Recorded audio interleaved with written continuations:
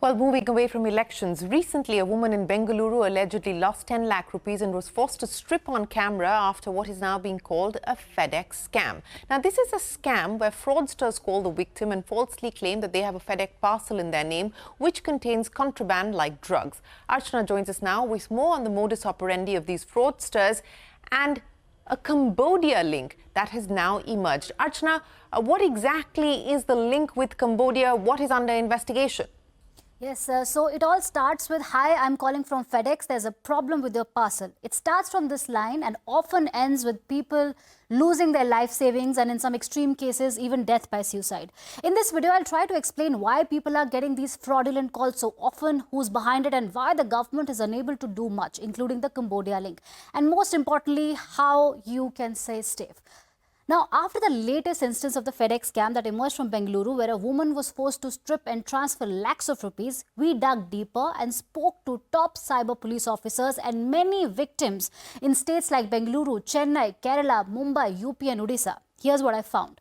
So these cyber criminals pose as FedEx employees and call up regular people like you and me and say that a parcel in their name has been found with drugs, illegal passports or explosives at an airport or in a foreign country. Then they transfer this call to a person who's impersonating as a custom officer, a CBI officer or an RBI officer who's in a uniform with a fake office. Now, this obviously happens over Skype. Everything looks real, from the office to the legal documents. They threaten you with everything. They threaten the victim that it's a very serious matter and they offer them a solution to either pay up or settle the case by paying money.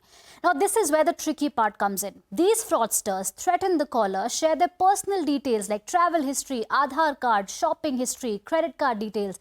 Everything seems believable. They know it all, and this is the reason when a common person panics and makes the money transfer. And we urge our viewers to be very careful about this because the video calls can get very intimidating. In some cases, victims are forced to give access to the computers by downloading apps like AnyDesk.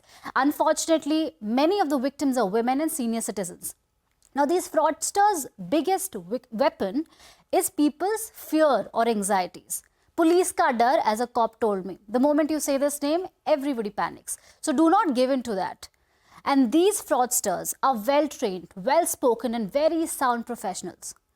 Now let's talk about who's behind it. Most of these scams, including the FedEx scam, point to the Cambodia link. Some IP addresses have also been traced to Vietnam, China, Thailand, Dubai, Myanmar and even Hong Kong. There are cyber slavery gangs that operate in these countries. Some gang members who pose as travel agents hire innocent people from India for data entry jobs in these countries. They're promised a salary of $1,200 a month, and once these job seekers reach Cambodia, their passports are confiscated. And then they are forced to do cyber crimes. If they defy, they're either beaten up, given shocks and traumatized. Some willingly become a part of this. So what is the government doing about it? As per sources, approximately 1,000 people have been repatriated from Cambodia, Myanmar and Thailand. They were all recruited from India and had traveled to these countries on tourist visas. Another question, why is it difficult to stop these crimes? Top police sources have told me that they do not have enough trained manpower to tackle these cases. Most of these scamsters operate from outside India and transfer the defrauded money into something called as mule accounts.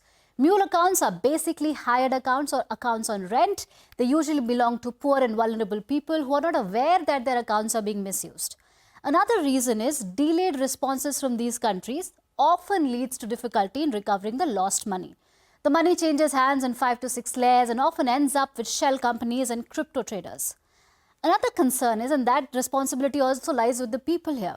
People are oversharing their personal data, either it's social media or they're giving to people who are asking them. So government sources say that cyber criminals are misusing Skype platform for digital arrests. They're impersonating as police, CBI, RBI officials.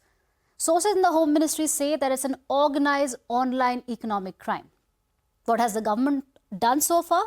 The Home Ministry sources say that it has directed Microsoft, because Skype is being used in these scams. So Microsoft has been directed to implement a proactive detention mechanism, and Microsoft has been asked to monitor these longer duration calls and be vigilant about it.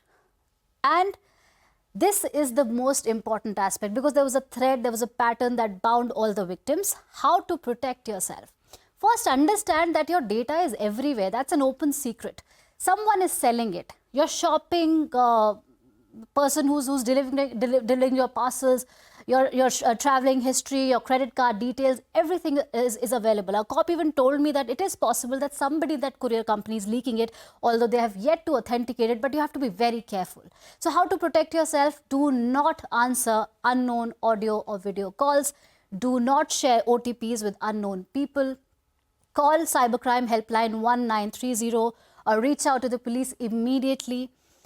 Another important thing, do not panic if somebody shares your personal details. Do not share your Aadhaar card details unless mandated by the law. Do not fall prey to easy money offers like a job offer in an international location, or dating apps or stock market schemes. Just do not fall prey to that. And above all, there was one thing that every cop insisted, that do not overshare on social media. Educate yourself and your loved ones. Back to you.